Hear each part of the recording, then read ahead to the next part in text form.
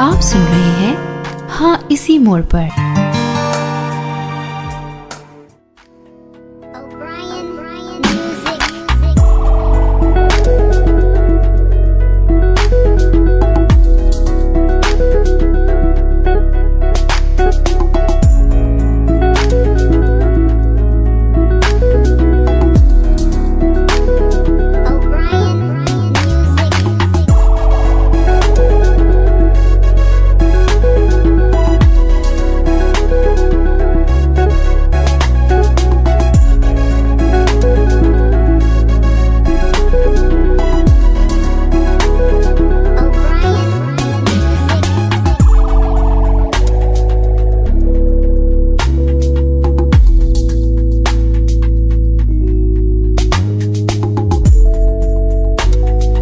अस्सलाम वालेकुम, मैं हूं फरजाना सफदर और मेरे साथ हैं अरशद और हम आपके लिए प्रोग्राम लेकर आए हैं आज के दिन जो आप सुनते हैं इसी वक्त, और प्रोग्राम का नाम है हाँ इसी मोड़ पर। जी अरशद, कैसे हैं आप? ठीक हैं जी, अल्हम्दुलिल्लाह खैरियत से। सभी सुनने वालों को अस्सलाम वालेकुम। जी, तो हम दोनों ने अपनी मौजूदगी तो बता दी, सामीन हमें सुन रहे हैं इस वक्त, और बड़े बहुत ही मोहतरम आज हमारे स्टूडियो में मेहमान मौजूद हैं और इत्तेफाक की बात है कि इनका ताल्लुक भी इंडिया से है और इंडिया के एक मारूफ शहर से है। और अभी प्रोग्राम से पहले हम जब बैठे थे थोड़ी देर और बात की थी अपने मेहमान से, तो उनकी बातें इतनी दिलचस्प मुझे लगी, तो मुझे लगता है कि जैसे वो अपने साथ हमें अपने शहर ले गए और बहुत सारी बातें हुई। अरशद, ब्यूटीफुल। हम आपको बताएं कि जाहिर सी बात है कि जब हमारे मेहमान हैं आज के, तो प्रोग्राम से पहले उनसे गुफ्तगू हुई है एंड माशाल्लाह मैं ये सोच रहा था कि मैं उनका तारुफ किस तरह कैसे करवाऊं, यानी और किस हवाले से करवाएं? हाँ, किस हवाले, पहला कौन सा हवाले देंगे भाई, ये हैं? हाँ। नहीं, अच्छा ये भी अच्छा। हैं। अच्छा, यहाँ से ये भी करते हैं, अच्छा वो भी करते हैं। तो मैंने बहुत अरशद परेशान मत हो, मैंने बड़ा आसान सा एक उसका हल सोच लिया ना। जी प्लीज। आप तो वैसे भी देर से सोचती हो, मैं बहुत जल्दी पहुंच जाती हूँ। मैंने ये सोचा है कि हम जो है ना अपने मेहमान के बारे में ये कहेंगे कि वो अपने बारे में खुद अपना तारुफ करवाएं। समझा करो ना बात को, तो बस खत्म बात। हाँ। परेशानी खत्म। ये तो मैंने सोचा ही नहीं सामी ना, बात भी ऐसी बात नहीं है कि भाई हम जो है ना आपको टाल रहे हैं, कुछ ऐसी बात नहीं है, लेकिन वाकई आज की जो शख्सियत है वो ऐसी हमगीर शख्सियत है, उनके अंदर इतने औसाफ हैं, इतनी एक्टिविटी है और इतनी एनर्जी है माशाल्लाह उनके अंदर। जब वो आपसे बात करेंगे तो आप समझ लेंगे कि हम कहीं पे भी गलत नहीं थे। तो बहुत अब सस्पेंस हो चुका, मैं नाम बता देती हूँ। इंडिया से हमारे मेहमान है, अलीगढ़ से इनका ताल्लुक है और इनका नाम है मोहम्मद हबीबुल नबी, और जनाब उनके साथ उनकी बेगम साहिबा है शहला नबी। और वो शहला मुझे बार बार कहती रही मैंने नहीं बैठना स्टूडियो में, मैंने नहीं बात करनी। मैं कहा नहीं आप आएंगी। अच्छा आपने क्या सवाल करे? मैंने कहा ये तो मुझे भी नहीं पता कि मैं आपसे क्या सवाल करूंगी, लेकिन आप घबराइए नहीं, हम अपने मेहमानों के साथ बिल्कुल ऐसे बात करते जैसे हम ड्राइंग रूम में बैठे हुए हैं और एक फैमिली की तरह से हम जो है ना बातचीत रखते हैं और उसी में मज़ा रहता है। तो मोहतरम मोहम्मद हबीब साहब, वेलकम। मैं कतर रेडियो का और ख़ास करके फरजाना साहिबा का और अरशद साहब का बहुत मशकूर और ममनून हूँ कि आपने मुझे आज यहाँ पे दावत दी और आपकी दावत पे मैं यहाँ पे आया हूँ। और इंशाअल्लाह मैं अपनी तरफ से पूरी कोशिश करूँगा कि मैं अपने सामाईन को, मैं सब सामाईन को भी अस्सलाम वालेकुम कहना चाहता हूँ और उनके साथ ये भी कहना चाहता हूँ कि आज हिंदुस्तान का रिपब्लिक डे है, तो उन सबको मेरी तरफ से उसकी मुबारकबाद हो। और कतर में सभी को सलाम, और आप जो भी चीज़ मुझसे पूछेंगे मैं पूरी कोशिश करूंगा कि मैं उसका अच्छा से अच्छा जवाब दे सकूं। हबीब साहब, इससे पहले भी हमारी बात हुई तो हमने आपको बताया था कि इस प्रोग्राम में मरकज़ तो हमारा रहेगा हमारा वतन, हमारा घर, हमारे वो दरो दीवार, वो हमारा बचपन, वो हमारे दोस्त, वो हमारे अहबाब जिनको हम छोड़कर परदेश में इस वक्त मौजूद हैं। लेकिन उससे पहले हम शुरू करते हैं कि इस वक्त जहाँ पर आप मौजूद हैं, आप माशाल्लाह आपने कहा था कि आप 15 साल से यहाँ मुकीम हैं और इससे पहले भी आप जो है ना बहुत सारी कंट्रीज में जा चुके हैं और रह चुके हैं। तो ज़रा मुख्तसरन अपना तारुफ अगर पेश करें तो वो बहुत ही अच्छा रहेगा। मैंने अलीगढ़ मुस्लिम यूनिवर्सिटी में अपनी तालीम सन 1980 में मुकम्मल की और उसके बाद फिर मेरी शुरू से ये ख्वाहिश थी कि मैं बाहर मुल्क में जाके नौकरी करूं अच्छा। और अल्लाह ताला ने, कब से ये ख्वाहिश थी? बचपन से तो नहीं? ख्वाहिश इंजीनियरिंग में जब मैं पढ़ रहा था तो मैंने ये सोचा कि उस ज़माने में अलीगढ़ में एक तरीके से बहुत से लोग बाहर गए और हमने ये भी देखा कि वो बड़े खुशहाल रहे, तो हमने भी सोचा कि हम भी बाहर जाएंगे, देखेंगे बाहर का माहौल कैसा होता है, कैसी ज़िंदगी होती है, किस किस्म के लोग होते हैं।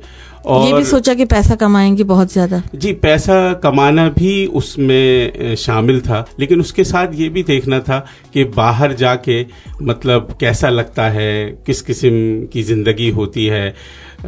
हमको ये भी डर था कि आया हम उसमें कामयाब हो पाएंगे या नहीं हो पाएंगे। आपकी फैमिली में से कुछ लोग बाहर थे पहले? नहीं, उससे पहले मेरी फैमिली से कोई बाहर नहीं था। तो आप में ये ख्वाहिश पैदा हुई कि भाई जाएं, जब आप इंजीनियरिंग कर रहे थे।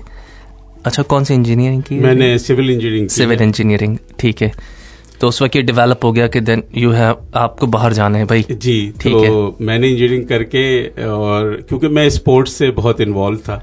वो मैं आपके कॉलर पे लगा हुआ जो बैच देख रही हूँ ओलंपिक का, इसके बारे में पूछना है अभी। मैंने देखे हैं ये 2 बैच, कौन से? टेबल टेनिस से कैप्टन भी रहा। और इत्तेफाक से अल्लाह का बहुत एहसान है, बहुत करम था कि मैंने जैसे ही इंजीनियरिंग की थी, बल्कि उससे पहले ही मुझे यूपी इलेक्ट्रिसिटी बोर्ड की तरफ से ऑफर थी, मुझे इंडियन रेलवेज की तरफ से ऑफर थी। अच्छा। दिल्ली डेवलपमेंट अथॉरिटी की तरफ से मेरे पास अपॉइंटमेंट लेटर था, क्योंकि एशियाड 82 का कंस्ट्रक्शन होने वाला था। लेकिन मैंने फिर भी ये आप तक कैसे पहुंचे? इनको कैसे पता चला? क्योंकि मैं स्पोर्ट्स में बहुत ही मेरा नाम था अलीगढ़ के अंदर, और मैं क्योंकि नेशनल लेवल पे 3-4 गेम खेलता था, जिसमें से मेरा सबसे जो पसंदीदा गेम था वो टेबल टेनिस था। उसके अलावा मैंने बॉल बैडमिंटन की नेशनल खेली, उसके अलावा मैंने खो खो की नेशनल खेली, और मैं काफ़ी स्पोर्ट्स की पर्सनालिटीज से एसोसिएट भी रहा। उसके अलावा काफ़ी एक्स्ट्रा कैरिकुलर एक्टिविटीज़ में इन्वॉल्व रहता था स्टूडेंट लाइफ। ये शादी से पहले की बात है जी, और हैरत की बात है कि शादी के बाद भी जारी रहा। इसमें मैं अपनी अमूमन वहाँ स्टॉप लग जाता है। बहुत बड़ा क्रेडिट दूंगा। अच्छा। कि मेरी, क्योंकि शुरू से जो स्टूडेंट लाइफ भी थी उसमें पढ़ाई और खेल, और जब मैं प्रैक्टिकल लाइफ में आया तो आज तक भी मैं नौकरी और खेल और बाकी एक्स्ट्रा करिकुलर एक्टिविटीज में बिजी रहता हूँ। nice, और मैं आज सबके सामने इस चीज़ का एतराफ़ करता हूँ कि मेरी बेगम ने मेरा हर मोड़ पे साथ दिया। और उन्होंने मतलब कभी भी अपने चेहरे पे या अपनी पेशानी पे कोई भी ऐसी बड़ी बात है, तो मैं उनका सबके सामने इस बात का शुक्रिया। और इसके अलावा मैं आप लोगों के साथ ये भी शेयर करना चाहूँगा कि स्पोर्ट्स एक ऐसी चीज़ है जो किसी भी तालिब इल्म को या किसी भी स्टूडेंट को बहुत सारी चीज़ें उस एज में सिखा देती है जो हम अपनी प्रैक्टिकल लाइफ में सीखते सीखते हमारी नौकरी ख़त्म हो जाती है। क्योंकि जब आप स्पोर्ट्स में इन्वॉल्व रहते हैं तो आप डिसिप्लिन सीखते हैं, आप टाइम की पंक्चुअलिटी सीखते हैं, आप फाइटिंग करने की स्पिरिट रखते हैं, आप में मैनेजमेंट स्किल आती है, आप फिजिकली फिट रहते हैं, आप मेंटली बहुत ही ज़्यादा पॉजिटिव होते हैं, you have to take your decisions very quickly. तो आप बहुत सारी एतबार से अपने आप को एक तालिब इल्म होने के साथ साथ एक नई चीज़ आपके अंदर और डेवलप होती है जो आपके फ्यूचर कैरियर में और इवन जो उस वक्त बहैसियत स्टूडेंट आपको दूसरों से अलग करती है। एक स्टूडेंट जो स्पोर्ट्स से जिसका ताल्लुक है वो कितना भी कम उसको नॉलेज हो लेकिन वो ऑडियंस को फेस कर सकता है, वो इंटरव्यू को फेस कर सकता है।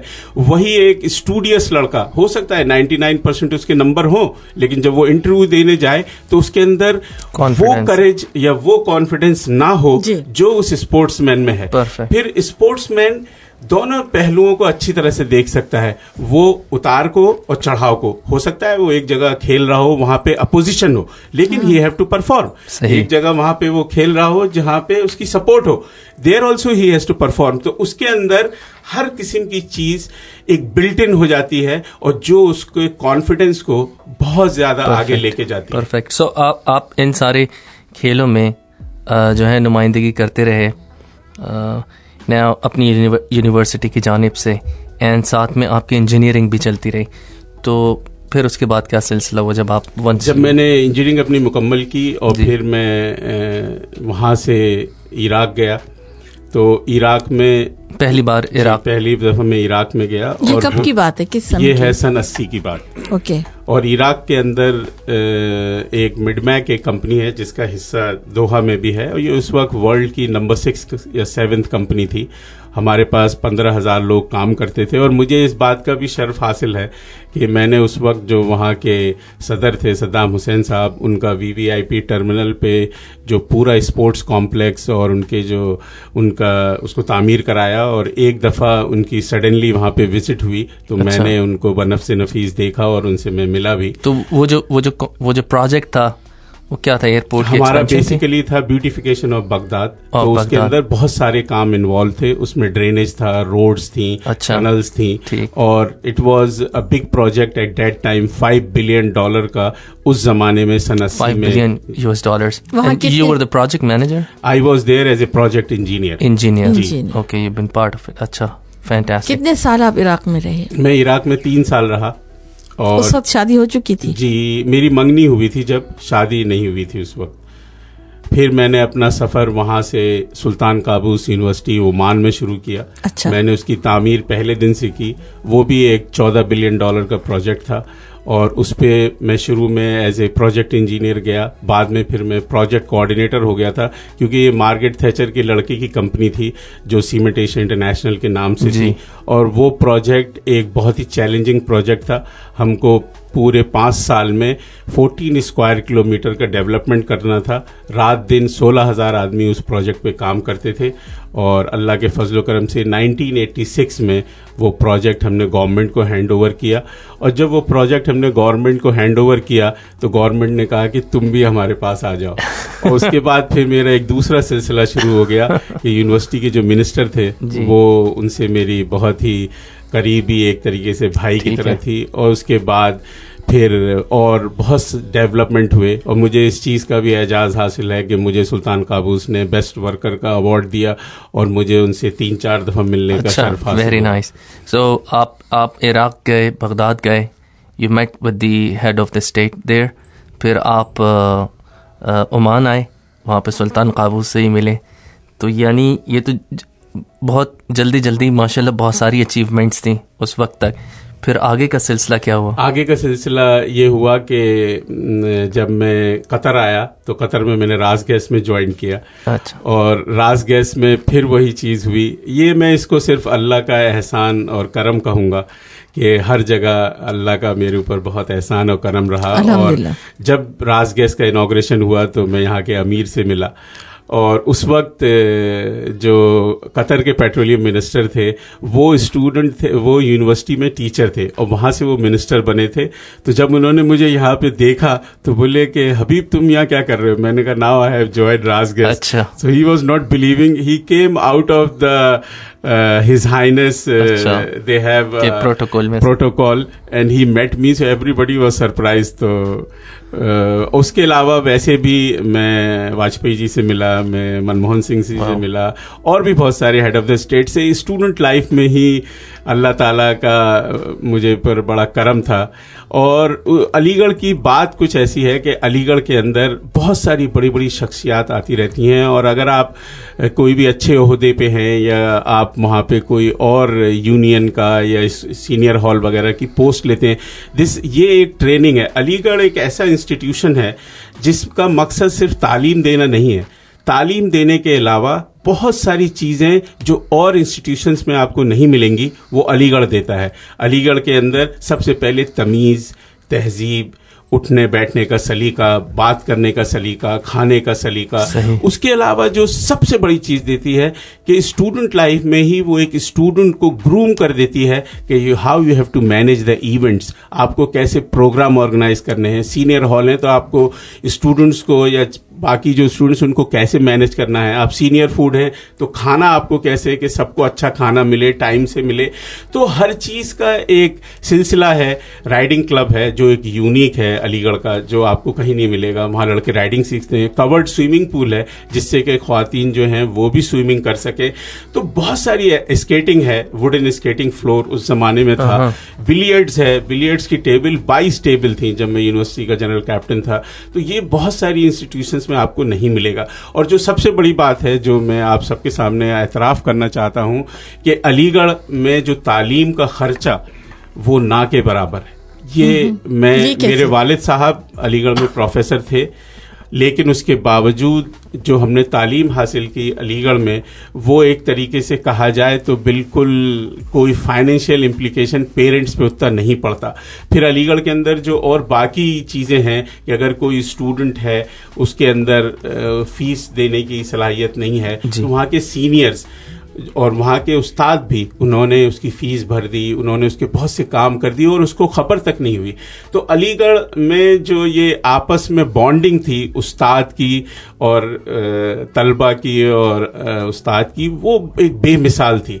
और उससे जो स्टूडेंट था वो बहुत कुछ सीखता था। उसी हिसाब से वहाँ पे जो इंट्रोडक्शन है, जो स्टूडेंट्स का इंट्रोडक्शन होता था, वो एक सीनियर जूनियर की तमीज़, तहजीब, किस तरीके से उसके सामने पेश होना है। और मेरे ख्याल से बहुत सारी जो वैल्यूज़ हैं जिसको हम इंसानियत कहते हैं, वो बहुत सारी चीज़ें वहाँ सीखने को मिलती है। ये कहें कि सही मानों में वहाँ तालीम और तरबियत का सिलसिला जारी है। और मैं आपके साथ इस मौके पे इस चीज़ को भी शेयर करता चलूं कि पहले लोग नवाब, राजे, महाराजे अपनी औलादों को तवाइफ़ों के पास तमीज़ सीखने के लिए भेजते थे, लेकिन जब से अलीगढ़ मुस्लिम यूनिवर्सिटी कायम हुई तो उन्होंने अपने बच्चों को अलीगढ़ की तरफ भेजना शुरू किया, क्योंकि वो सब चीज़ें अलीगढ़ में मौजूद थीं। और अलीगढ़ की जो ज़िंदगी या अलीगढ़ का जो आप पूरा सफ़र देखें तो उसमें आपको बहुत सारी चीज़ें ऐसी मिलेंगी जो किसी और जगह पे आपके वहमो गुमान में भी नहीं आ सकती। और जो प्यार, मोहब्बत, खुलूस, एक कहावत है वो डनलब जो है वहाँ का, वो आपस में इतना बॉन्ड करता है। अभी भी कोई भी अलीगढ़ का तालिब इल्म चाहे दुनिया के किसी कोने में हो, उसकी एक AMU एलुमनाई एसोसिएशन होती है और यहाँ पे भी है। हमारे मिर्ज़ा जी हैं, वो उसके बहुत ज़्यादा उसमें पेश रहते हैं। मैं उसका इस वक्त चेयरमैन हूँ एडवाइजरी काउंसिल का। और उसके अलावा जो हम लोगों में आपस में प्यार मोहब्बत है वो देखने के काबिल है। और जब हम अपने वतन से दूर होते हैं तो ये सब चीज़ें बहुत मैटर करती हैं कि अगर आप हॉस्पिटल में चले जाएं और आपको 6 लोग या 10 लोग या 20 लोग 50 लोग पूछने के लिए आएँ तो आप कहते हैं कि यार ये तो मेरे घर की तरह है, this is another home away from home. जी चलें, अभी प्रोग्राम सुना जा रहा है हाँ इसी मोड़ पर, और हमारे साथ मौजूद हैं मोहम्मद हबीब नबी साहब। आपका ताल्लुक़ अलीगढ़ से है, गुफ्तगू जारी है। अभी तो सफ़र शुरू हुआ है, अभी बगदाद से जो हैं वो दोहा आए हैं। दोहा में क्या क्या करते हैं और काम के साथ साथ एक्स्ट्रा करिकुलर एक्टिविटीज़ में और क्या क्या अचीवमेंट्स हैं, इस पे बात करेंगे हम एक छोटी सी ब्रेक के बाद। एक सॉन्ग सुनते हैं।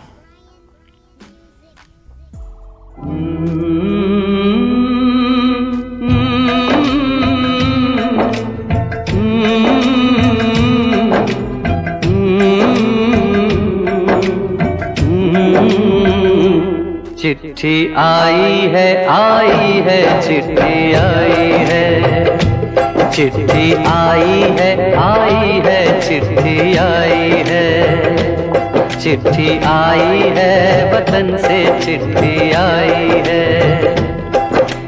बड़े दिनों के बाद हम बेवतनों को याद, बड़े दिनों के बाद हम बेवतनों को याद, वतन की मिट्टी आई है।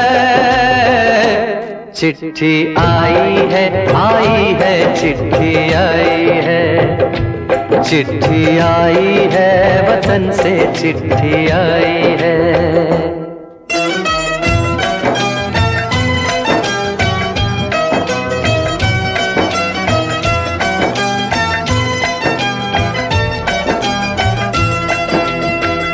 ऊपर मेरा नाम लिखा है, अंदर ये पैगाम लिखा है। ओ परदेस को जाने वाले, लौट के फिर न आने वाले, 7 समंदर पार गया तू, हमको जिंदा मार गया तू, खून के रिश्ते तोड़ गया तू, आँख में आंसू छोड़ गया तू। कम खाते हैं, कम सोते हैं, बहुत ज्यादा हम रोते हैं। चिट्ठी आई है, चिट्ठी आई है, आई है, चिट्ठी आई है, चिट्ठी आई है, वतन से चिट्ठी आई है।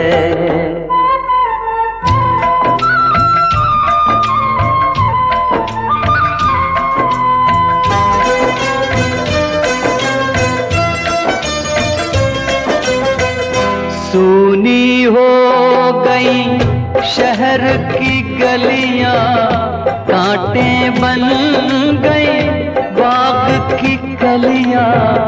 कहते हैं सावन के झूले, भूल गया तू हम नहीं भूले।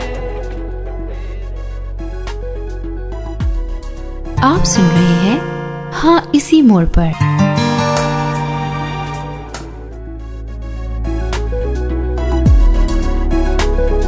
जनाब, और हम आपको लिए चलते हैं उसी मोड़ पर जिस मोड़ पर आपने ये फैसला किया था मोहम्मद हबीब साहब कि मैंने परदेश इख्तियार करना है, फिर आप निकल आए।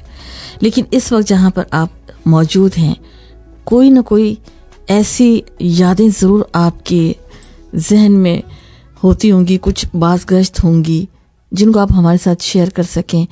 सब कुछ होते हुए भी बहुत पुरआसाइश ज़िंदगी गुजारते हुए, बहुत पुरसुकून नींद सोते हुए, बहुत अच्छे दोस्तों के साथ मिलते हुए, बहुत अच्छे माहौल में और ऐसे पीसफुल शहर और कंट्री में रहते हुए, वो क्या चीज़ें हैं जिनको आज आप फिर भी मिस करते हैं? किसी भी शख्स की ज़िंदगी में जो सबसे अहम चीज़ मैं मानता हूँ और मैं उस चीज़ पे बहुत यकीन भी रखता हूँ, वो है उसके वालिदैन, उसके भाई बहन।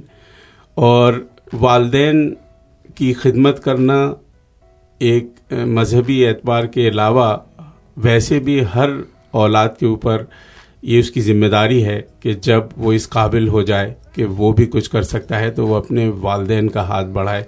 और मुझे लगता है कि हम फाइनेंशियली ज़रूर सपोर्ट करते हैं अपने वालिदैन को, लेकिन जो खिदमत हमें उनके लिए करनी चाहिए जब वो बीमार हैं या जब उनको हमारी ज़रूरत है, या बहुत सारे ऐसे मौके होते हैं जहां अपने भाई बहनों को, अपने वालिदैनों को, अपने दूसरे रिश्तेदारों को हम इतना ज़्यादा मिस करते हैं।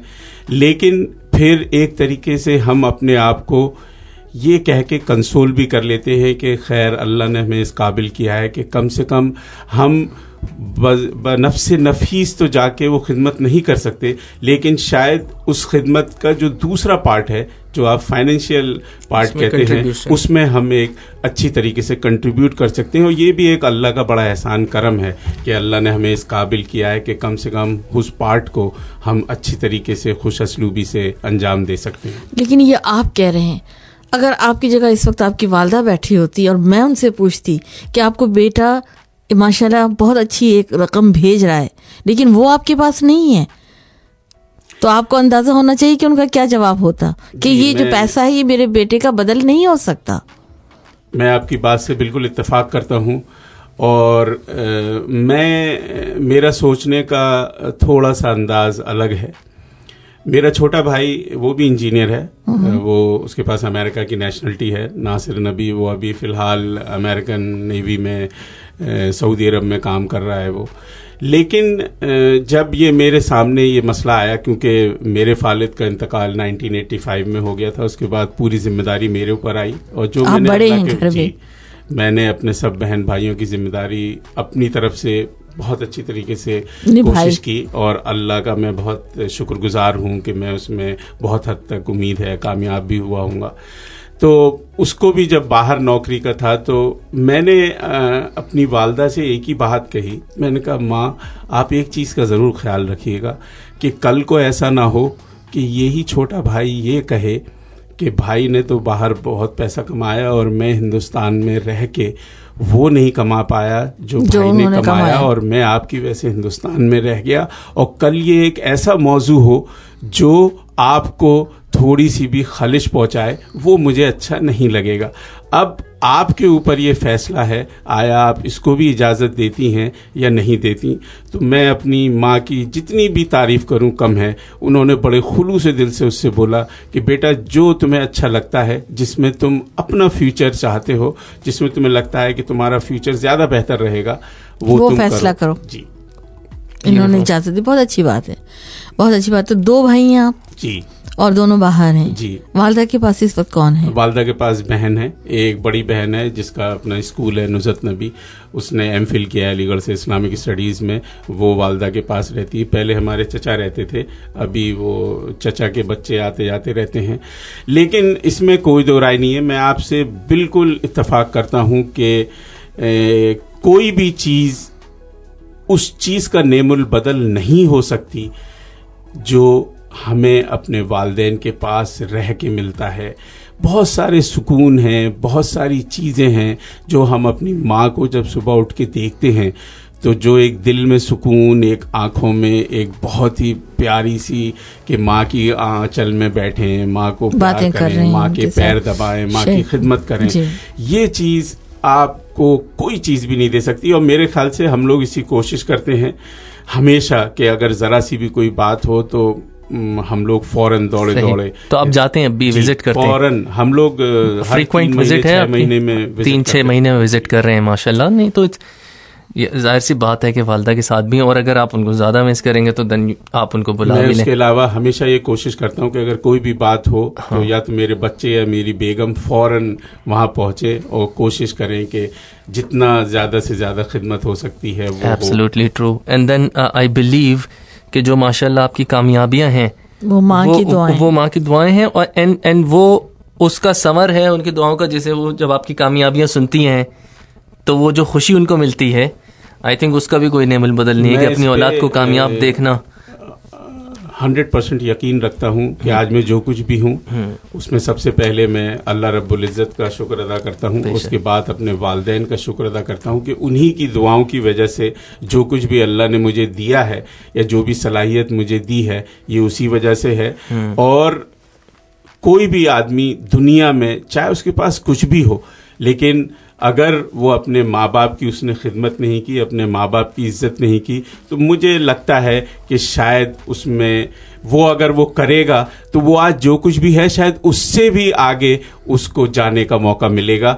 और मैं इस वक्त इस कतर रेडियो की तरफ से सब लोगों से इस चीज़ की गुजारिश करूँगा कि आप अगर किसी वजह से अपने माँ बाप के लिए वो नहीं करते जो आपको करना चाहिए, तो इसी वक्त या कल सुबह तक आप अपने वालिदैन को कांटेक्ट करें और उनसे अपनी कमियों की और अपनी कोताहियों की माफ़ी मांगें। और आप देखिएगा कि अगले 15 दिन में आपके लिए क्या क्या नई चीज़ें, क्या क्या अच्छी अच्छी चीज़ें शायद आपके किस्मत में अल्लाह ताला डाल दे, क्योंकि देने वाला अल्लाह है, कोई भी कुछ उसका कोई कुछ नहीं दे सकता।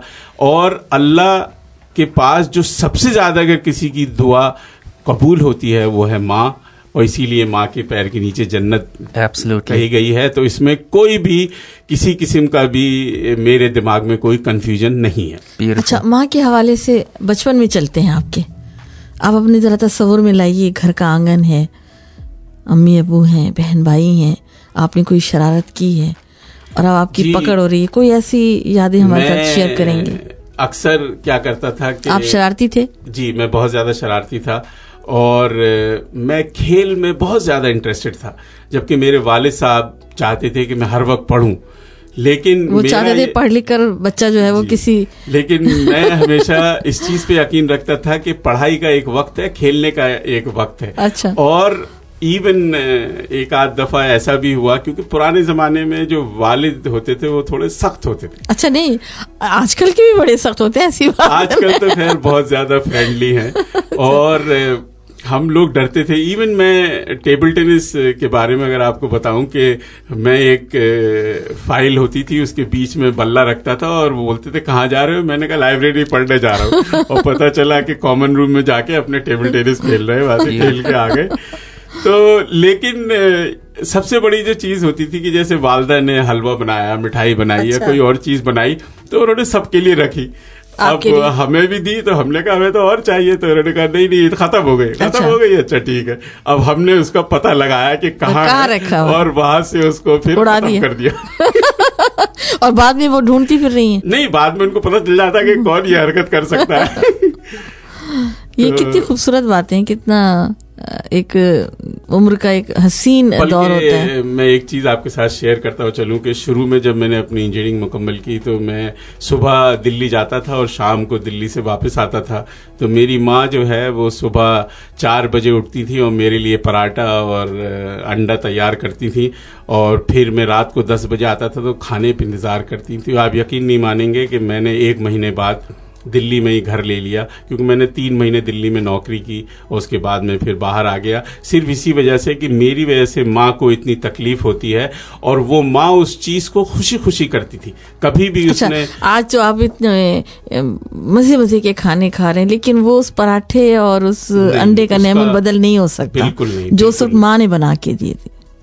क्योंकि माँ कोई भी चीज़ बनाती है उसके अंदर खुलूस होता है, उसमें मोहब्बत होती है, उसमें वो प्यार की चाशनी होती है, और जिस तरीके से वो उसको परोसती है और जिस तरीके से उसको वो बिठाल के खिलाती है और दरवाजे तक आके छोड़ती है और कहती है बेटा ठीक है शाम को फिर मुलाकात होगी, तो वो सब चीज़ें एक माँ ही कर सकती है। क्योंकि माँ के दिल में औलाद के लिए जो अल्लाह ताला ने मोहब्बत दी है वो एक ऐसी चीज़ है कि उसकी कैफियत कोई और बयान नहीं कर सकता। सही बात है। अच्छा, वतन भी माँ है जी। तो अब आप बताएं कि अब वतन के बारे में आप क्या फील करते हैं? मेरा ये मानना है कि आपका ताल्लुक किसी भी मुल्क से हो, सबसे पहली चीज़ है कि आपके अंदर हर एक को इज्जत देने की सलाहियत होनी चाहिए। अगर आप किसी को भी इज्जत देंगे तो वो भी आपको इज्जत देगा। प्यार मोहब्बत करें। अगर आप देखते हैं कि आप कहीं पे किसी के ज़्यादा कंट्रीब्यूट कर सकते हैं तो वो कंट्रीब्यूशन करें आप। और बहुत सारे मौके ऐसे भी आएंगे जहाँ पे आपको गुस्सा आएगा या आपको कुछ आएगा, तो वो आपको कंट्रोल करने की आपको सलाहियत होनी चाहिए। आप मुल्क को क्या दे सकते हैं, वो सब चीज़ें आपको हमेशा इस एतबार से सोचनी चाहिए कि कल को कोई आपके पीछे ये कहे कि भाई ये आदमी मुझे बड़ा अच्छा लगा, तो आपके अंदर वैसी खुसूसियात होनी चाहिए जो कि दूसरों को पसंद आए, ना कि ये कहे कि नहीं भाई ये आदमी तो मुझे उतना अच्छा नहीं लगा। वो किसी न किसी वजह से ही आपको इवैल्यूएट करेगा, और वो जो उसकी इवैल्यूएशन है वही आपके लिए मैटर करती है, चाहे आप कुछ भी हों। इवन इसके अंदर एक दूसरा पहलू भी है जिसको ऊपर मैं बहुत ज़्यादा बिलीव करता हूँ। मैं अगर आज एक रोलेक्स पहने हुआ हूँ या एक मर्सिडीज़ गाड़ी चलाता हूँ या और कुछ भी हो, उसकी कोई वैल्यू नहीं है। लेकिन अगर मैंने किसी को 5 रियाल भी दिए हैं, वो सही वैल्यू है जो आपने किसी के ऊपर खर्च की, and that is the real money you have really given to anyone. और यही इंसान का कॉन्सेप्ट भी होना चाहिए। अपने ऊपर आदमी कुछ भी खर्च कर सकता है, लेकिन दूसरों के ऊपर अगर आपके अंदर खर्च करने आपका दिल है वैसा, तो उसके बदले में जो अल्लाह आपको देगा उसका आप मतलब अंदाज़ा नहीं लगा सकते। चलिए कुछ देर के लिए वापस दोहा आते हैं, और यहाँ आपकी मसरूफियात हैं। यू टोल्ड अस के आप कहरमा के लिए काम कर रहे हैं, वो बहुत एक मसरूफ़ जगह है। अभी कतर जो है एक डेवलपमेंटल फेज से गुज़र रहा है, एंड इतना हेक्टिक काम रहता है। बहुत सारे प्रोजेक्ट्स जो हैं वो इंजीनियरिंग में हैं और पाइपलाइन में दैट नीड्स टू बी कम।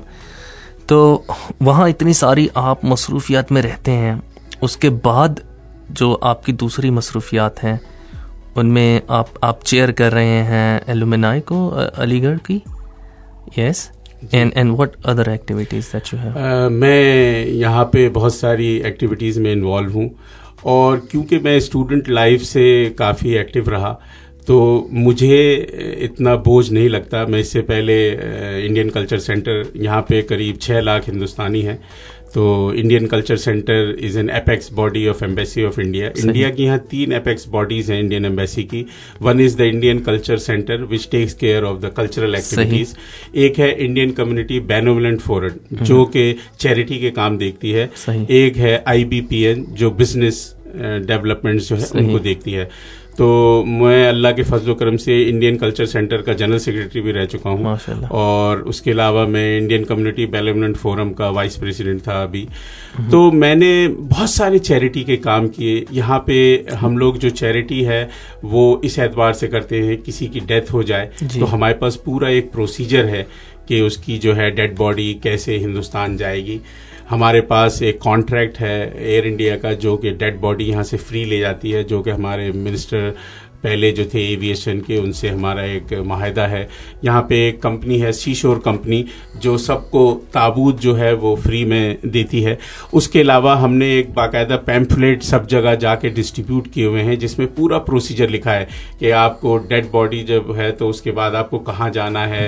लुलू के पास एक ऑफिस है, वहाँ जाके आपको सर्टिफिकेट पे मोहर लगवानी है, फिर आपको और जगह जाना है, फिर एम्बेसी जाना है, फिर पासपोर्ट कैंसिल कराना है, फिर आपको उस पेपर को लेके मॉर्चरी में जाना है, फिर मॉर्चरी अल्लाह ना करे कि ये नौबत आए। नहीं, लेकिन इन सब चीजों से जो ऑल थ्रू इंडियन एम्बेसी, यानी अगर खुदा न खास्ता है तो it is through Indian embassy. जी अच्छा, ये तो आपने कह दिया ना कि अगर तो कोई इसकी तमन्ना तो नहीं करेगा। मुझे वो बताइए जो जिंदों के साथ आपने किया है। हम लोग यहाँ पे क्या है मेडिकल कैंप्स लगाते हैं। मेडिकल कैंप्स में हम लोग कोशिश ये करते हैं कि जो भी लोग इस काबिल हैं कि जो मतलब दवाइयाँ अफोर्ड नहीं कर सकते या उनको बीमारियां हैं लेकिन नहीं मालूम है, वो मेडिकल कैंप्स लगते रहते हैं। जी, वो हर 2-3 महीने में लगते हैं और बहुत सारी ऐसी ऑर्गेनाइजेशन हैं जो वो मेडिकल कैंप यहाँ पे करती हैं। और उसके अलावा ब्लड डोनेशन है। उस मेडिकल कैंप में जो सबसे अच्छी बात यह है कि हम ये भी इवेलुएट करते हैं कि पहले इसको कौन सी बीमारी है, फिर अगर वो उसका भी इलाज नहीं कर सकता तो हम उसका हेल्थ कार्ड बनवाते हैं फ्री में।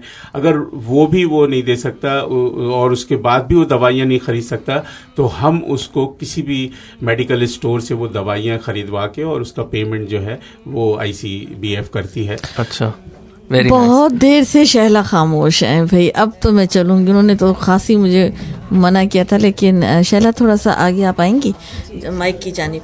मैं आपसे बात करना चाहूँगी। आपका ताल्लुक इंडिया के किस शहर से है? मेरठ से है। मेरठ से है। आवाज़ क्लियर है जी? माइक से ऐसे। हाँ जी, मेरठ से है। तो आपको भी अपना शहर लाजमी बातें याद आता तो होगा? बिल्कुल, बहुत याद आता है। शहर भी, सब लोग कैसे, किस चीज़ को ज़्यादा मिस करती हैं? सबको मिस करते हैं, स्पेशली ये अपना जो मैंगो पार्टीज होती हैं। और आपने मुझे बताया था कि भाई आप वहाँ पे जो है ना बागात बहुत हैं, आपकी फैमिली में उनके आमों के बागात हैं। हम खुद जिम्मेदार फैमिली से बिलोंग करते हैं। शायद उस वक्त आप नहीं थे, मैंने अपनी बुकिंग करवा ली है कि अगले साल जब आम आएंगे तो मेरा हिस्सा। आप उस वक्त नहीं थे, आप नहीं, अरशद साहब को भी ला देंगे। बहुत शुक्रिया, थैंक यू वेरी मच भाई। तो वो बताइए जरा, आमों की बड़ी दिलचस्प बातें हो रही थी हम दोनों के दरमियान कि वो क्या माहौल होता होगा जब आम और हर तरह के आम, जब गार्डन ही अपने ही है तो उसमें तो कोई लिमिट ही नहीं होती होगी ना। ये कौन से साल के महीने होते हैं? ये होते हैं जुलाई अगस्त में। जुलाई आप जाती हैं स्पेशली यहाँ से? स्पेशली जाते हैं। तो फिर कैसे, क्या माहौल होता है, कैसी पार्टियाँ बाग में होती हैं, स्पेशल बाग के अंदर? ये पार्टियाँ वहाँ होती हैं? जी बाग। मैं ये समझ रहा हूँ आप वहाँ से आम यहाँ लाते हैं? नहीं, यहाँ तो लाते हैं, जब आते हैं तो यहाँ तो आएंगे ना अगले साल, इंतजार इस साल आ जाएगा। अच्छा, but this is very interesting कि पार्टीज जो है वो वहीं बाग के अंदर होती हैं, वहीं पे कुकिंग। तो ऐसा तो नहीं कि वो दरख्त कर देते ये तुम्हारा, ये मेरा, नहीं, अच्छा पके में आम प्रोवाइड करता है। वो जो माली होता है मीठे, हाँ जी, उसमें बड़े बड़े टब होते हैं, उसमें आइस डाला होता है, ठंडा पानी होता है, साथ में वो खाना वगैरह अरेंज करते हैं। खाने को कौन देखता है? नहीं, फिर भी करते हैं। हमें अगर आम मिल जाए तो खाने को कौन देखता है? मैं तो गुठलियाँ भी देखूंगा। आपको जो चाहिए वो ला देंगे। हर तरह का आम होता है हमारे बाग में। सो किस तरह से होता है? पूरी फैमिली, सारे फैमिली? हाँ, सब फैमिली फ्रेंड्स भी होते हैं, पहले से इनविटेशन दिया जाता है। अच्छा, एक दिन अरेंज करते हैं पूरा? अरेंज करते हैं, बहुत मजा आता है। फिर सबके अपना अपना फैमिलीज आती हैं, बच्चे आते हैं, पूरा फिर ट्यूबवेल होता है, वहाँ चलता रहता है, उसमें नहाते रहते हैं पानी से। अच्छा, ये आम जो बड़े तमीज से काट के खाते हैं? नहीं, कुछ नहीं ऐसा। जब तक वो मजा ना आ जाए ना। सब तरफ वो पड़े होते हैं अपने जो चेयर्स हैं या टेबल्स है, थोड़ी बात साथ साथ। Perfect, very nice. तो और ये यहाँ पे आपको माहौल नहीं ये मिलता माहौल होगा, नहीं मिलता। आम तो बहुत यहाँ भी बहुत खाते हैं, हमें बहुत शौक है लेकिन आम वो का। माहौल तो नहीं है ना जिस माहौल में नहीं आप है। खाते थे। ना ना, अभी भी फोन करते हैं लोग, बताते हैं, पूछते रहते हैं कब आ रही हो आप, पार्टीज की आप उसकी इसकी, क्योंकि खानदान ही हमारा उसको जमींदारों का है, अच्छा तो माशाल्लाह। बहुत होती है बाग के अंदर जाके स्पेशली, अच्छा पहले से very अरेंज कराते तो हैं। जब आप इंडिया से आते हैं आपके लगेज भी तो सिर्फ आम ही होते होंगे। लगेज आम होते हैं nice. आम के जी, ये तो है, अच्छा वेरी नाइस। एक्स्ट्रा लगेज होता है हमारा आम का। आपका अपना बचपन, आप बचपन- कितने बहन भाई हैं? हम 2 बहनें 1 भाई है अच्छा मुख्तसर। जी। तो आप कैसी थी नेचर वाइज? हम वो तो तो कहने में थोड़ा- बहुत शरीर था।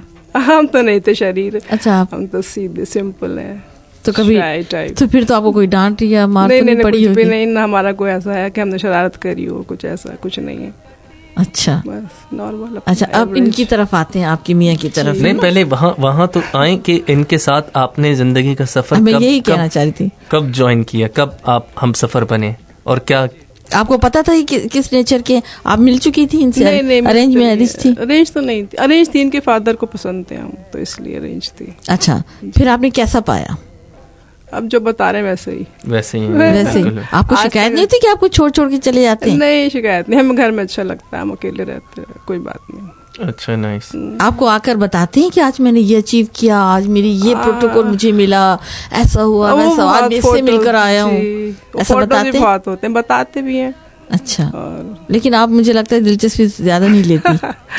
हाँ, हमें बस घर में रहना अच्छा लगता है, नहीं नहीं सही बात है। वो कहते हैं कि जोड़े आसमानों में बनते हैं, तो और फिर माँ की दुआ उनके साथ थी, कामयाबियाँ उनके नसीब में थी, और उनको एक ऐसा आप जैसा हम सफ़र मिलना था जी कि जो उनको उनकी कामयाबियों में उनको सपोर्ट करे। जी। ना कि अक्सर मैंने देखा है कि ख़वातीन जो हैं वो तंग करती हैं कि भाई तुम हर वक्त वहाँ लगे ऐसा रहते कुछ हो। नहीं है, बहुत बहुत फंक्शंस में जाते हैं, जी, मीटिंग्स में जाते हैं, वही ऐसा कुछ नहीं। बिल्कुल बेशक वही है, अल्लाह पाक ने आप दोनों को साथ साथ बनाया ताकि उनकी कामयाबियों का सिलसिला भी जारी रहे। और जी एंड बच्चों की बात कर ले। मेरी जी बच्चे, हाँ एक अरशद, बेटी टाइम हमारे पास बहुत कम है। अरशद ने मुझे घूर के देखा, उनके पास कुछ सवाल हैं, कुछ सवाल मेरे पास जहन में आ रहे हैं, और वाकई ये बात कि टाइम बहुत कम है। आप कुछ कह रहे थे अरशद? नहीं मेरे पास तो कोई सवाल नहीं है। फिर मुझे मेरी तरफ ऐसा क्यों देखा? नहीं मैंने मैंने देखा इंटरफेयर किया? अच्छा, नहीं मेरी आंख में कुछ आ गया तो एनीवेज अच्छा अच्छा बच्चों की बात कर रही थी। जी। उनकी एजुकेशन के बारे में। कितने बच्चे हैं आप? हमारे 2 हैं, एक बेटी एक बेटा है। क्या करते हैं? ईमान है एक बेटी, वो उसने कॉर्नेल से यहाँ से मेडिसिन किया है, और आजकल अमेरिका में MD कर रही है। माशाल्लाह। जी। और बेटा? बेटा CNA में है, बिजनेस स्टडीज कर रहा है। वो कहाँ है? अभी तो इंडिया गया हुआ है वो, उसको भी इंडिया की बहुत लगी रहती है, हर छुट्टी में 10-15 दिन में उसको जाना है। आपने कभी देखा कोई जाता क्यों है? नहीं देखा तो नहीं, देखना चाहिए। उसको कहता है मुझे भाई अच्छा लगता है, ठीक है, उसके फ्रेंड्स बन गए बहुत, नोएडा में जाता उसको दिल लगता सही बात है। वो ये कहते होंगे कि आपने तो अपना बचपन वहाँ गुजारा है, जी। जो हमारी जगह है, और हम जब जाहिर है पैदा हुएंगे तो maybe you are in Oman, और हाँ ओमान में है ना थे, वहीं, जी। तो जाहिर है फिर वो हो जाता है कि भाई नहीं वी हैव टू हमने गो सी हमने कजिन ये से भी मिलना है। एक देखा है कि कितना भी आप कहीं भी रह लें, बाहर अगर इंडियन है जहाँ का भी है वो वहीं जाना पसंद करता है। बच्चा छोटा होता है, उसको नहीं पता, मगर उसके बाद एक डेवलप होता जाता है, सही उसको खानदान का या घर सही कुछ वैसे उसको अटैचमेंट हो गया है। हाँ फिर वो जब वो बड़ा होता है तो उसको जाहिर है अगर वो दूसरी कंट्री में उसको अपने लोग नजर नहीं आते, he wants to see वो सारी एब्सोल्युटली, और वो फिर मट्टी की कशिश है वो वहीं ऐसी, जाता है, हाँ। वो है हम ऐसी लोग भी कुछ। वहीं, और बेटी आती है तो वो भी स्पेशली किसी की शादी हो कुछ स्पेशल, उसको वहीं जगह टिकट डायरेक्ट जाना होता है वहीं। हाँ, वही उसको Beautiful. अटेंड करनी है। वो जगह है वहीं का पानी और हवा।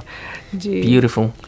Okay perfect. सो मैं ये पूछ रहा था कि सफर कब ज्वाइन किया और कैसे हुआ ये कुछ उगलवाना चाह रहे हैं आपसे? नहीं वो तो जी आज तो बता ही दीजिए। 1985 में हम लोगों की शादी हुई, अच्छा। अल्हम्दुलिल्लाह। और मैं जब इराक में नौकरी करता था तो मेरे वालिद साहब, क्योंकि इनकी नानी का घर हमारे घर के बराबर में था, तो वालिद साहब ने इनको पसंद किया, और जब मैं छुट्टी पे आया तो उन्होंने बताया।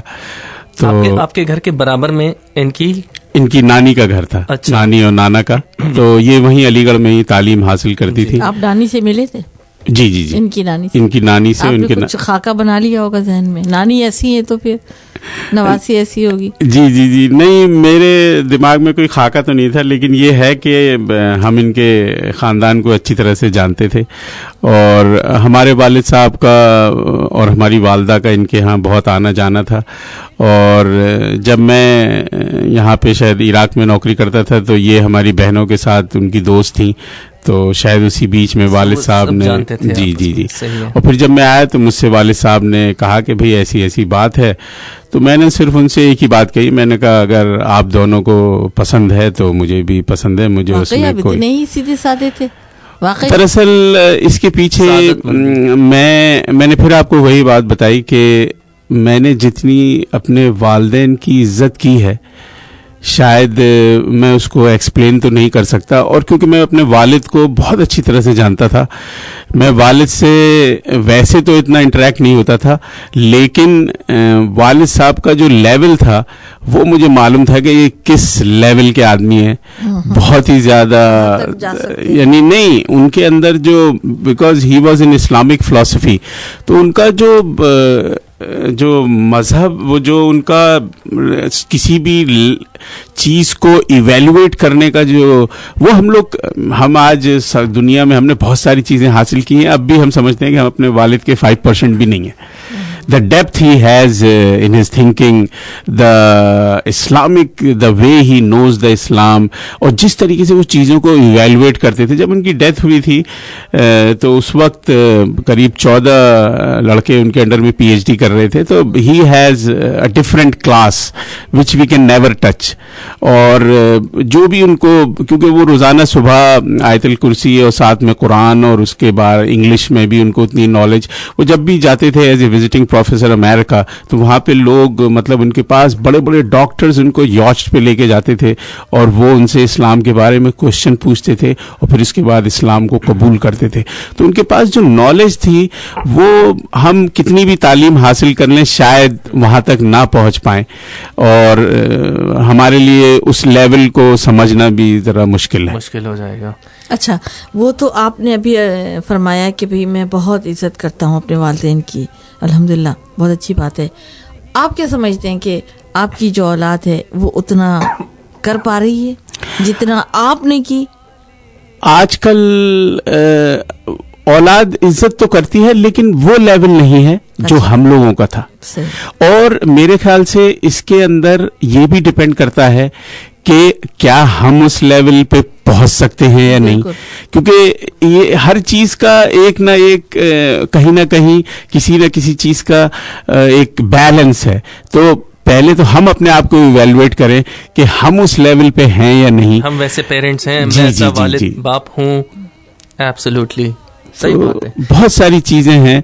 अब जैसे मेरी बेटी ने यहाँ से MD की और अभी वो वहाँ हाउस जॉब कर रही है अमेरिका में, तो हमारे लिए ये एक बाइस से फक्र बात है और मैं इसमें बहुत ज़्यादा क्रेडिट अपनी बेटी को देना चाहूँगा, because she was adamant that yes she want to do from the Cornell only. नहीं तो मैं तो उसको अलीगढ़ में या लखनऊ में एडमिशन दिलाना चाह रहा था डोनेशन से कि तुम यहाँ से मेडिकल करो, क्योंकि हम लोगों को पता नहीं हमारी कब तक यहाँ नौकरी है, हम उस फीस को दे सकते हैं नहीं दे सकते हैं, लेकिन बच्चे के अंदर खुद ये चीज़ हो। तो वही है कि जब मैं स्टूडेंट लाइफ में था तो हम लोग बहुत सारी चीज़ों को सोचते थे, और मुझे एक बड़ा अच्छा शेर याद है कि वज़ा के पाबंद हम दीवानगी जिद्दत पसंद, वज़ा के पाबंद हम दीवानगी जिद्दत पसंद, लोहा फिर गलाया जाएगा कैस की जंजीर का। तो एक जो इंसान के अंदर जुस्तजू होती है, क्योंकि नेचुरल बात है कि जब तक आपके पास कोई टारगेट ना हो, जब तक आपका कोई एम्बिशन ना हो या आपको कोई मोटिवेट ना करता हो, तो आप बहुत सारी चीज़ों की तरफ उतने माइल नहीं होते जितना कि मतलब जब ये सब चीज़ें होती हैं। आपको माशाल्लाह बहुत सारी कामयाबियाँ मिली हैं एंड यू आर स्टिल माशाल्लाह going on and on and on. वो क्या पैशन है? एक तो ये होता है कि you want to be on top of the fields that you are in, कि भाई मैं अब टेबल टेनिस खेल रहा हूँ, मैं इसमें टॉप करना चाहता हूँ, मैं अब हॉकी खेल रहा हूँ, मैं ये करना चाहता हूँ, या मैं इंजीनियरिंग कर रहा हूँ, civil engineering, I should be the one के जिसके सबसे हाईएस्ट मार्क्स आए वो मेरे हों, तो आपकी कामयाबियों पर के पीछे आप क्या समझते हैं कि क्या वो एक जज्बा है जिससे माशाल्लाह आप कामयाबियां हासिल करते चले जा रहे हैं? मेरा काम करने का तरीका ये है कि मैं अपनी तरफ से मेहनत करता हूँ और उसका जो रिज़ल्ट है या जो उसका रहमत है वो अल्लाह के ऊपर छोड़ देता हूँ। और मेरा यकीन है आज तक, और मैंने इस चीज़ को प्रैक्टिकली और अपनी लाइफ में देखा है कि वो कामयाबी अल्लाह की तरफ से आती है। और बहुत सारी चीज़ें तो ऐसी हैं कि I can never dream in my life, लेकिन वो सब चीज़ें ऐसी आती चली जाती हैं, ऐसा लगता है कि जैसे कोई एक स्टोरी लिखी हुई है और हम उसके अंदर सिर्फ दाखिल होते चले जा रहे हैं। बाकी अगर कोई कहे कि मैं ये कर सकता हूँ, मैं वो कर सकता हूँ, आई थिंक ये थोड़ी सी ज्यादती होगी। और मैं इसका पूरा क्रेडिट अपने अल्लाह को और वालिदैन को ही देना चाहूँगा। और मैं मेहनत ज़रूर करता हूँ और बाकी ये अल्लाह के हाथ में है कि वो मुझे उसमें कितना कामयाबी दे। और बहुत सारी चीज़ें ऐसी हैं जो कोई किसी उसका काम से कोई लेना देना नहीं, लेकिन आपको वो सरबुलंदी या वो बुलंदी जो है वो अपने आप हासिल हो गई। अच्छा, आपने अपनी कामयाबियों में आपके साथ जो भी लोग हैं आपने उनको भी शामिल रखा। वी टॉकिंग अबाउट, आपने ये कहा कि जब वंस आप स्टेबल हो गए, आपने कदम जमाए, दैन यू स्टार्ट हेल्पिंग अपनी फैमिली मेम्बर्स जो हैं उनमें से जिनकी हेल्प हो सकती है, जो आप समझते हैं। फिर आप उन्हें अपने मोहल्ले में देखा कि वहाँ अगर कोई है तो फिर उनकी हेल्प, एंड देन फिर आपने अपनी यूनिवर्सिटी में और ऐसे लड़कों को देखा। तो आई मीन ये जज्बा वाकई काबिल कदर है। जी, मैं इसके बारे में ये सोचता हूँ कि किसी भी आदमी को अगर अल्लाह ताला ने किसी भी काबिल किया है, ज़रूरी नहीं है कि जैसे मैं एक फील्ड में हूँ जहाँ पे मैं लोगों के साहिब रोज़गार के लिए अल्लाह मुझे चुनता है और मैं उस चीज़ को अंजाम कर सकता हूँ। बहुत से लोग हैं जिनको अल्लाह ने बहुत सारी सलाहियतों का मालिक बनाया है। तो अगर अल्लाह ने आपको कुछ दिया है तो आप कोशिश करें कि आप भी उसको आगे बढ़ाएं। बहुत सारे लोग हैं जो साहिबे सरवत हैं, एंड यू वुड सी कि वो यानी जो अपने इमीडिएट रिलेटिव्स हैं वो छोड़कर और दुनिया भर में चैरिटी करते फिर रहे होते हैं। तो हुक्म तो सबसे पहले ये है कि भाई आप अपने क्लोज रिलेटिव्स की मदद करें सबसे पहले, एंड देन हमसाए। ये बहुत ज़रूरी है। और दूसरी जो सबसे अहम बात है वो ये है कि अगर आप किसी भी मैनकाइंड की किसी भी तरीके से मदद करेंगे तो उसका सिला आपको यहाँ पे तो मिलेगा ही मिलेगा, आखिरत में भी मिलेगा। और ये हमारा ईमान है। और मैं सोचता हूँ कि बहुत से लोग ऐसे हैं जो इन सब कामों में बहुत बढ़ चढ़ के हिस्सा लेते हैं और लोगों को उस चीज़ के बारे में पता भी नहीं चल पाता। तो बहुत से लोग जो इस काम को शायद उस लेवल पे ना करते हो, मेरी उनसे गुजारिश है कि वो भी आगे आएं और इन कामों में हिस्सा लें और फिर उसके बाद देखें कि उनके पास क्या सुकून आएगा, क्या बरकतें आएंगी, क्या रहमतें आएंगी। वो उसको शायद कहेंगे कि अरे मैं इस मामले में गाफिल था। जी, बहुत सारे इस वक्त हमारे सामीन आपको सुन रहे हैं, तो प्रोग्राम के आखिरी मिनट्स हैं, कुछ पैगाम देना चाहेंगे अपने सामीन को? जी, मैं अपने जितने भी सुनने वाले भाई हैं उन सबसे कहूँगा कि आप यहाँ पे आए हैं एक अच्छे रोज़गार के लिए। आप उसको रोज़गार आप जो भी हासिल करते हैं कोशिश ये करें कि उसका सही इस्तेमाल हो। अगर किसी के पास 500 रियाल हैं और वो जाके 400 रियाल की शॉपिंग कर लेता है जिसकी, या खाने में उड़ा देता है, तो उसके बजाय ये है कि वो किसी कंस्ट्रक्टिव काम में लगाए उसको। वो ये कहेगा कि मेरी तनख्वाह बहुत कम है। नहीं, तनख्वाह कम होना ये अल्लाह की मर्जी है, हो सकता है कब उसको क्या मिल जाए कुछ पता नहीं। 400 खर्च कर रहा है तो आखिर में रोए। और दूसरी चीज ये है कि कोई भी जो है वो हर हाल में चाहे वो शादीशुदा हो या गैर शादीशुदा हो, अपने माँ बाप का जरूर ख्याल रखे। और तीसरी चीज मैं ये कहना चाहूंगा कि अगर किसी भी वजह से आज कोई भी उस मकाम पे नहीं है जहां वो पहुंचना चाहता है, तो कम से कम वो ये कोशिश करे कि अपनी औलाद को इतनी तालीम दे। इसीलिए आता है कि उतलिबुल इल्मा मिनल महदी इलल लहद, अल्लाह ताला इंसान को पालने से लेके कब्र तक इल्म सीखने की तौफीक दे। तो उसको जरूर तालीम याफ्ता बनाए, चाहे उसके लिए उसको खुद सूखी रोटी और दाल खानी पड़े, लेकिन वो एक ऐसा काम करके जाएगा जो बाद में उसे बड़ा फख्र होगा कि मैंने अपनी औलादों के लिए ये किया। ब्यूटीफुल, इससे बेहतरीन तोहफा और कोई नहीं हो सकता। तालीम के जेवर से अगर आप अपनी आने वाली जनरेशन को नवाजें। ये 2 बैजेस मैं देख रहा हूँ, ये मैं पूछा था, ये भाई ये बताएं आप। जी, ये एक इंडियन ओलंपिक कमेटी का है। दूसरा सुल्तान काबूस यूनिवर्सिटी में जब मुझे सुल्तान काबूस की तरफ से अवार्ड मिला था, तो ये उसका बैज है जी। तो ये आप हमेशा लगा के रखते हैं? नहीं, ये जब मैं मेरे पास अल्लाह के फजल करम से बहुत सारे बैजेस हैं, तो अलग अलग फंक्शंस में अब सब लगा के आने थे। मैं इसमें तो बहरहाल जो हमारा फेसबुक पे जो पेज है ना, मैं इस वक्त तो आपकी एक तस्वीर खींच रहा हूँ, ये बैजेस लगे हुए और माशाल्लाह, here we go, very nice, thank you very much. मैं एक दफ़ा फिर आप लोगों का बहुत बहुत मशकूर और ममनून हूँ कि आपने मुझे और मेरी बेगम को यहाँ मदऊ किया, और मैं उम्मीद करता हूँ कि जितने सुनने वाले हैं उनको बड़ा अच्छा लगा होगा, और मैं उन सबको भी बहुत बहुत सलाम अर्ज़ करता हूँ, और मैं दुआ करता हूँ कि आपका प्रोग्राम जो है दिन दुगनी रात चौगनी तरक्की करे। और मैंने इस चीज़ को नोटिस भी किया है कि अब लोगों का रुझान दिन ब दिन इसकी तरफ बढ़ता जा रहा है, और इसमें आप दोनों का कंट्रीब्यूशन बहुत ज़्यादा है। आपको अल्लाह इसकी मुबारकबाद दे। बहुत शुक्रिया कि आप तशरीफ़ लाए। हम भी आपका दोनों का बहुत शुक्रिया अदा करते हैं। ज़ाहिर है कि बहुत मसरूफ़ रहते हैं आप, और इस सिलसिले में मिर्ज़ा अतर बेग साहब का शुक्रिया कि उन्होंने इतने अच्छे मेहमान हमें प्रोवाइड किए और हम आप तक पहुँचे। और मैं चाहूँगी कि सामीन, अगर आप भी दिलचस्पी रखते हैं, आप भी अपनी यादें अपने वतन और अपने शहर के हवाले से हमारे साथ शेयर करना चाहते हैं, तो ज़रूर इसमें शिरकत कीजिए। बस छोटी सी एक शर्त है हमारी कि आप हमें एक फैक्स कीजिए जिसमें आपका जो शहर है उसके मुतालिक कुछ हमें मुख्तसरन हाल अहवाल लिख भेजिए, और फैक्स नंबर 44894445 पर फैक्स कर दीजिए। और इस फैक्स नंबर पर ज़रूर अपना कॉन्टैक्ट नंबर जो है वो लिखना मत भूलिएगा। तो हमें बड़ी खुशी होगी अगर आप हमारे मेहमान बनेंगे और इस स्टूडियो में हम आपसे बात करेंगे। और इसके साथ ही ब्यूटीफुल, इसके साथ ही अब चाहते हैं इजाज़त। Once again I would like to thank mister Mohammad Habib Nabi. Thank you very much, it's an honour for you having in our studio sir. आपका भी बहुत बहुत शुक्रिया। एंड एक बार फिर, जैसे कि वक्त अब तो बहुत कम था, इन बातें बहुत ज़्यादा थी, आई होप कि कभी और फिर इनको प्रोग्राम में हम शामिल कर सकेंगे। अरशद हुसैन और फरजाना सफदर को दीजिएगा इजाज़त। अपना रखिएगा ख्याल, अल्लाह हाफिज़। FM 107 मत भूले जगह है ये बड़ी, सुनो सुनो सुनो जरा, let me say